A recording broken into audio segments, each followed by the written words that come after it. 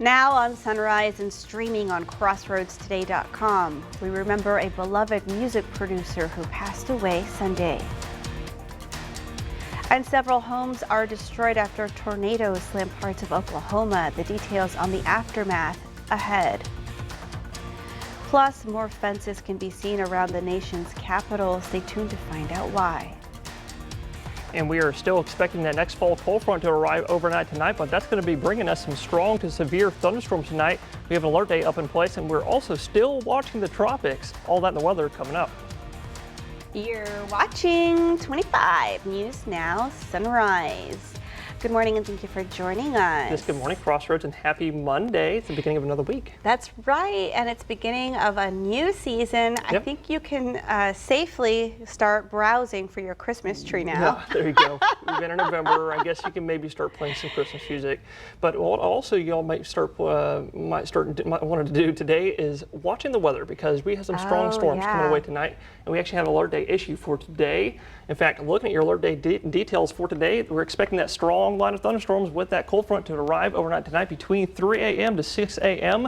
And that's going to be including all of the Crossroads today. 100% chance of rain today. Everybody's going to see some kind of impact for this. But what we're expecting with that front coming through is some strong winds up to about 60 miles an hour with some of those storms. Small hail up to an inch at the maximum, only 1 inch, so it's not like giant hail or anything. And definitely for sure some heavy rain. And you cannot fully rule out an isolated tornado, really weak one as well. So just make sure to be weather aware as we go over into overnight tonight. But all that, the thunderstorms are going to be coming off this gigantic upper level low trough that's going to be sweeping off the Rockies today, bringing some real severe weather up north in North Texas and Oklahoma. But here in Victoria Crossroads, we're down in the level 1 out of 5 light green marginal risk for today. So definitely please stay weather aware. Before all that happens, we're going to have a bit of a breezy day today. It's already 74 degrees and 17 miles an hour sustained winds out here in Victoria. But as we go to the afternoon, gusting up to about 40 to 45 miles an hour at times before that front arrives. So please be careful if you're driving on the roads today.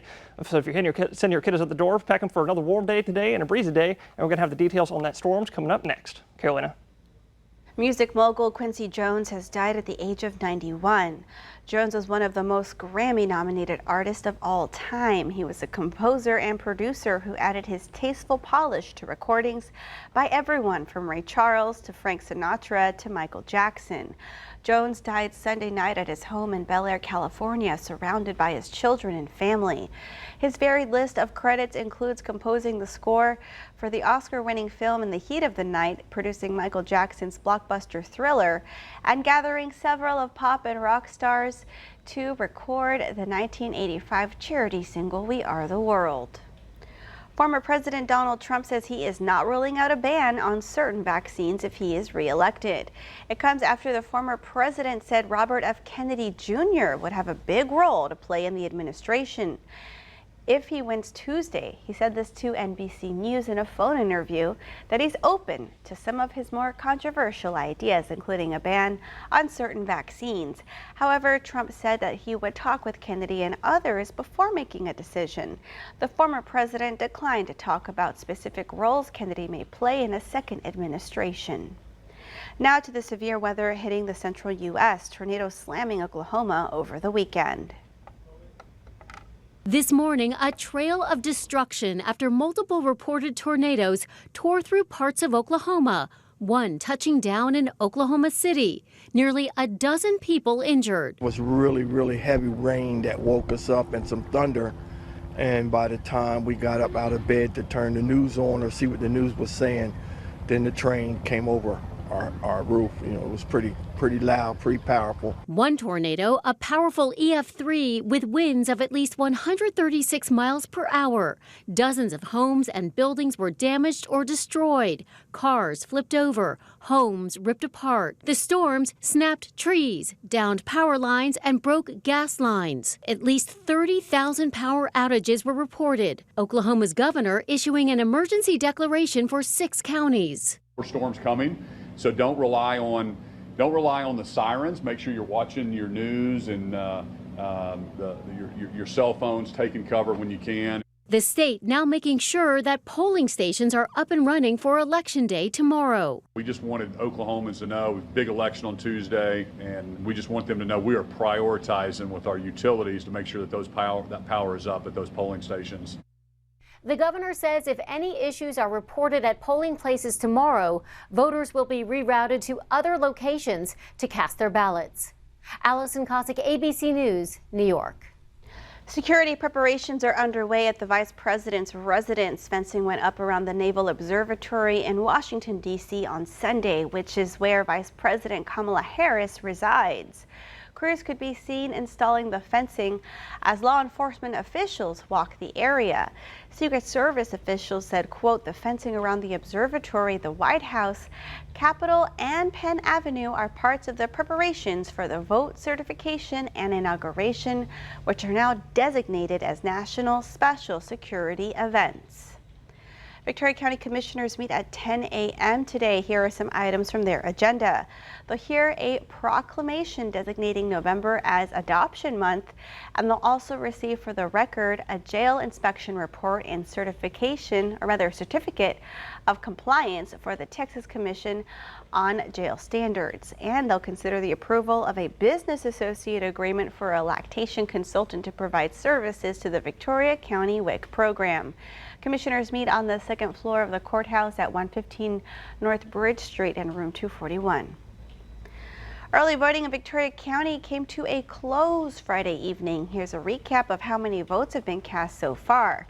On Friday, 2,398 people voted early and 76 mail-in ballots were received. In total, 25,886 people voted early, and that included 2,184 mail-in ballots received in the county. In Victoria County, there are 58,231 registered voters. 44% have already voted in the upcoming presidential election. Stay tuned to crossroadstoday.com for a list of places that you can vote at for tomorrow's election. And remember to follow us on our YouTube channel, Crossroads Today. Hit the like button and click the notification bell. Let's get a look at our clock up here. It is 6:37 on our Monday morning. Here's a look at what's coming up on 25 News Now Sunrise. We hear from a local resident whose political sign was stolen. Election week is officially here, with more than 78 million Americans having already cast their ballot and counting. I'm Christiane Cordero with the latest from Washington. And also coming up next after the break, in the full forecast, you heard me talking about those strong thunderstorms coming overnight. We'll take a look at the timing for the storms tonight. But also coming up later on Sunrise, we're still tracking what is soon to be Tropical Storm Rafael that will be entering the northwest of the Gulf sometime soon. Well, good morning, Crossroads. You're looking live in Cuero. We're looking at that. That sun's right back up in the sky, right where it should be at about this time, all thanks to daylight savings. But right now it's plenty warm and also a little bit breezy out there in Cuero, 77 degrees. Sustained winds, with this computer saying 11 miles an hour, but we've had gusts up to 25 to 30 miles an hour at times this morning, and it's going to get even breezier as we go into the afternoon today. Gusts up to about 40 to 45 miles an hour at times are expected. So please be careful if you're driving on the roads in that winds today. And also if you have any lightweight plants, I might secure them to the ground for today. But all that's going to be said and done as we go into tomorrow because of the front. And looking at future clouds and radar for today. Today I have rain chances at 20%, so there might be a few spotty showers somewhere out there as we go into the afternoon time. But other than that, I think it's going to be mostly cloudy out there all day today. This computer thinks mostly sunny. I'm thinking mostly cloudy until partly cloudy in the late afternoon. But then here comes that front overnight. Here's midnight, and then I'm thinking between 1 to 3 a.m. it's going to start passing through our northwestern counties, and then it'll pass through here in the Victoria Crossroads somewhere between 3 to 5 a.m. And then we're going to be looking at a few more scattered showers, just a few spotty scattered showers in the morning time before all the rain activity is said and done going into the afternoon tomorrow as the front pushes out into the Gulf. But looking at your impacts as that front comes through tomorrow morning, early in the morning, heavy rain obviously going to be the main threat, 100% chance of rain tonight. Damaging winds going to be the next up with gusts up to about 60 miles an hour at times. Large hail is possible, not super likely, up to an inch is possible. And tornadoes are very, very unlikely, but still slightly possible. There might be one spin up somewhere. We're going to keep you all updated. But today's high is going to be looking pretty warm today. I'm thinking 87, but after that front comes through, we're going to be looking at that lovely 70s. And we have another front coming this weekend, and we're going to look at that and the tropics coming up next. Election week is officially here. Both presidential candidates are heading out for their final day on the campaign trail as millions of Americans cast their votes. In what will be one of her final pitches to voters, Vice President Harris rallied in Michigan Sunday, focused on the future. I see a nation determined to turn the page on hatred and division and chart a new way forward. Alongside Arab American leaders vowing to end the war in Gaza, an issue that has fractured parts of the Democratic Party. We need to end the war, and we need to get the hostages out. And as President of the United States, I will do everything in my power to achieve that end and a two-state solution. Former President Trump visited 3 battleground states Sunday, pledging to tackle the economy and inflation, and making this promise while in Georgia. It's going to be so good. It's going to be so much fun. It'll be nasty a little bit at times, and maybe at the beginning in particular. In the closing stretch, Trump has used increasingly incendiary rhetoric against his political opponents and the press. To get me, somebody would have to shoot through the fake news. And I don't mind that so much. He's also attacked the intelligence of Harris and people who vote for her. If she wins, you will live the rest of your life as second-class citizens in your own country. Throughout the campaign, the 2 candidates have stayed deadlocked, but a new Des Moines Register poll shows Iowa, a state that has voted for Trump twice, in a surprisingly close race, with Harris leading months after the state's 6-week abortion ban went into effect. While in Michigan, Harris didn't mention Trump by name. Her campaign says she's trying to close out on a positive note. We have the momentum because our campaign is tapping into the ambitions, the aspirations, and the dreams of the American people. Because we are optimistic and excited about what we can do together. Harris told reporters she voted by mail, sending her ballot to her home state of California. Trump said he plans to vote tomorrow on Election Day. Christiane Cordero, ABC News, Washington. As the election draws near, political sign stealing has been an issue here locally. We spoke with a homeowner who was the target of sign stealing a few nights ago. The home of Dejan Mary was the target of vandalism and theft just after 10 Thursday night. You can see 3 people running with the sign.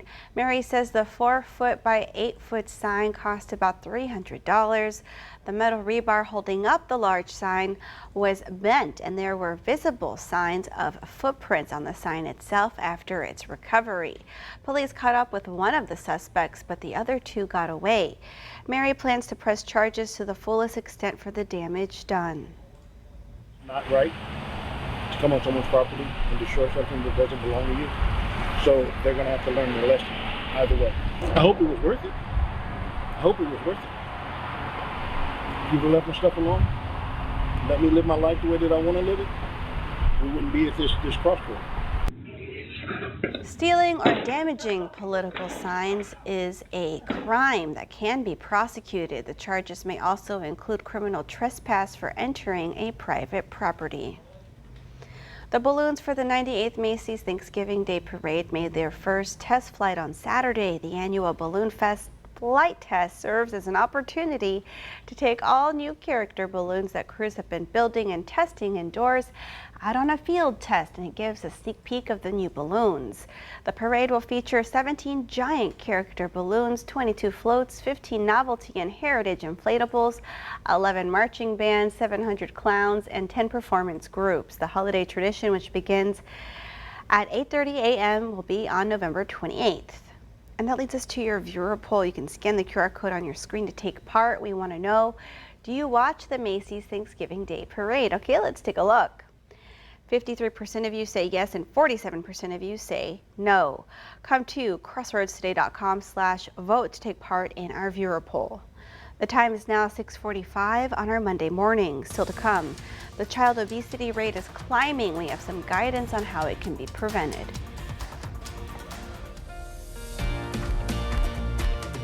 Okay, it's time to celebrate some birthdays. I want to wish happy birthday to Isaiah. I want to wish my son Isaiah a happy 22nd birthday. We love you from mom, dad, brother, and sister. Happy birthday, Isaiah, and also happy birthday to Derek. I want to wish happy birthday to Derek as well. Hope you enjoy your day today, and we love you lots from your wife, kids, and grandkids.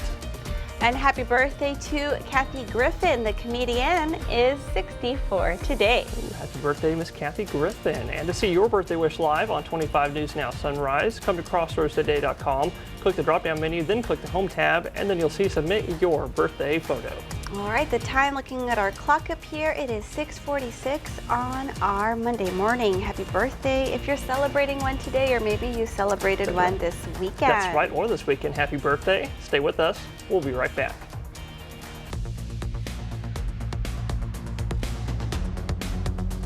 Well, welcome back, Crossroaders. I'm sure a lot of y'all are still wondering what's going on out there in the tropics, because now we've officially got a tropical depression out there in the Caribbean. And looking at what that is, we're talking about Tropical Depression 18. The National Hurricane Center calls it potential tropical cyclone because that's the actual definition of a storm or a cyclone out there. But looking at what we're looking at here is, as we zoom in, you can see lots of thunderstorms still developing right around that low center that you can see spinning counterclockwise. But over time, the Hurricane Center is expecting this will start moving northwest. And why we've been watching this thing going to move northwest is because high pressures that spins clockwise like this. Spins clockwise like this. It's going to be moving over Florida as we go into mid this week, and that's going to encourage soon to be Rafael, and it's not Patty anymore because subtropical storm Patty formed northeast in the Atlantic over there near Europe, but that's going to continue moving northwest because of clockwise spinning high pressure. It's going to encourage it like this. But then as we go into this weekend, that high pressure is going to be moving off of the eastern coast, and then we're going to be looking at more of a westerly curve as we go into this weekend. So stay tuned for the latest details on that. We're also going to get another cold front coming through our area on Saturday morning that should help us keep us pretty safe over the weekend with I like to call it a force field, with the front kind of shunting anything out east. But after that front arrives on Friday night into Saturday morning, we're going to be looking at more lovely 70s in terms of highs, and we'll look at that all more coming up later on Sunrise. Childhood obesity, it's a problem and it's getting worse. The CDC says obesity rates have increased dramatically the past 2 decades, but it can be prevented. Obesity is a growing problem for young people across the U.S. And according to the CDC, obesity rates among school-aged children aged 2 to 19 jumped from nearly 14% in 1999 to more than 20% in 2023. Severe obesity rising from more than 3.5% to 7%. We cannot, from a public health standpoint, ignore what is happening to rates of childhood obesity. And in 20 years from now, we need to see a reversal of the trend. Childhood obesity is defined as having a body mass index, or BMI, greater than or equal to the 95th percentile. And what we do know is about 40 to 60% of school-age children who are obese will go on to have obesity as adults. And obesity itself is a risk factor for many diseases, including type 2 diabetes, hypertension, high cholesterol, liver disease, joint disease, breathing issues, and even certain types of cancer. But parents and family members can take action. Good, healthy habits that tackle obesity start early. They start in the home, and very small habits can make a lifetime of difference. This includes putting in place a healthy eating pattern. Frozen and canned fruits and vegetables are often less expensive than fresh and are still good for you. Just look for low sodium options. Also, watch kids' sugar intake. Just say no to the sweetened beverages, the juices and the sodas. Those are empty calories. Kids don't need them. And model good behavior by not having one also. And don't use sweets as a reward. Reward them with something else, like an activity, arts and crafts, anything other than sweet treats. The CDC recommends setting consistent sleep routines and replacing screen time with family time. And being active as a family is a great way to limit that screen time and keep kids moving, like walking the dog before and after school, riding bikes, and having races in the yard. Or even having an impromptu dance party like I did with my daughter this morning. That's a quick way to get 10 to 15 minutes of activity. And if you have any concerns, check in with your doctor. They can provide information on specialized programs to help you and your family. Morgan Norwood, ABC News, New York. Still to come on Sunrise, news to know before you go. Striking workers are voting today on an aircraft manufacturer's latest offer. Striking Boeing workers are voting today on the company's latest contract offer. They're deciding whether to continue what has become the costliest strike for the U.S. economy this century. The new deal involves a 38% raise over 4 years. That's up from an offer of 35% last month, but still shy of the union's original demand of 40%. Boeing's also offering a ratification bonus of up to $12,000. Union leaders warn the deal may be the best they can get. Some workers seem ready to accept it, but others are holding out for a pension. Bastrop County, Texas officials say an extremely active wildfire is causing mandatory evacuations for residents. The Bastrop County Office of Emergency Management said the Hudson Fire is burning between Bastrop State Park and Beecher State Park. The Texas A&M Forest Service estimated the fire at 400 acres and is now 20% contained. Officials say the Hudson fire is moving north because of strong south winds. However, weather is improving, or is expected to improve overnight and into today. The Federal Reserve this week is set to cut interest rates again, even if it isn't yet clear who won the presidential election. The expected quarter-point cut comes amid easing inflation. Future Fed action could be cloudier with a new president and Congress in January, especially if Donald Trump wins another term. Economists have said the former president's proposals, including high import tariffs, could send inflation back up. Some individuals may require a second COVID vaccine by spring. The organization recommending that high-risk adults get a second updated vaccine to bolster their protection against the virus. Those individuals include people ages 65 and up and those with weakened immune systems. The recommendation is to get a second dose of the 2024-2025 vaccine 6 months after their first dose. No other vaccines are given this frequently, but experts say there is no reason to believe that the mRNA vaccines are not effective. Tomorrow is Election Day. There will be 26 polling locations across Victoria where registered voters can cast their votes. All polling locations will be open from 7 a.m. to 7 p.m. Come to crossroadstoday.com to find a list of polling locations near you for tomorrow's election, and stay tuned to 25 News Now for your election coverage Tuesday evening. And we want to invite you to experience our digital streaming service, Crossroads Today Plus. You can find it on your connected TV through Amazon Fire TV, Roku, Apple TV, Android TV. Just search for Crossroads Today Plus. And now let's get a look at a sunrise we haven't seen in a while, Parker. Yep. It is certainly bright and early, bright and clear. Look at that. You can finally see outside again. The sun is back out. Daylight savings time has passed, and the sunrise is back to being at 6:30. In fact, if you're tuning in with us this morning, it's pretty warm out there.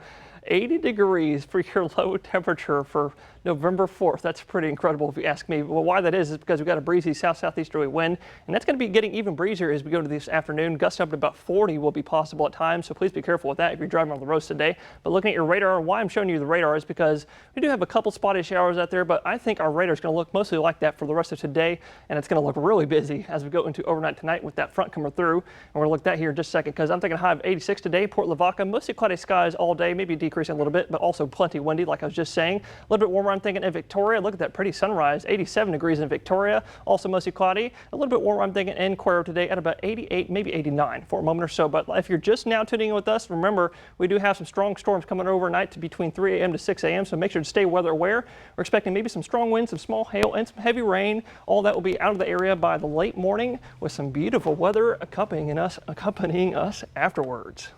Look at that 70s, Carolina. I'm excited. 70s, and then another 70 on Saturday. Maybe I'll get to wear a sweater. All right, well, thank you, Parker. And thank you all for joining us. Have a wonderful start to your week. And remember to follow us on our YouTube channel, Crossroads Today, and join Shauna, Dawn, Mac, and Max tonight for 25 News Now at 5, 6, and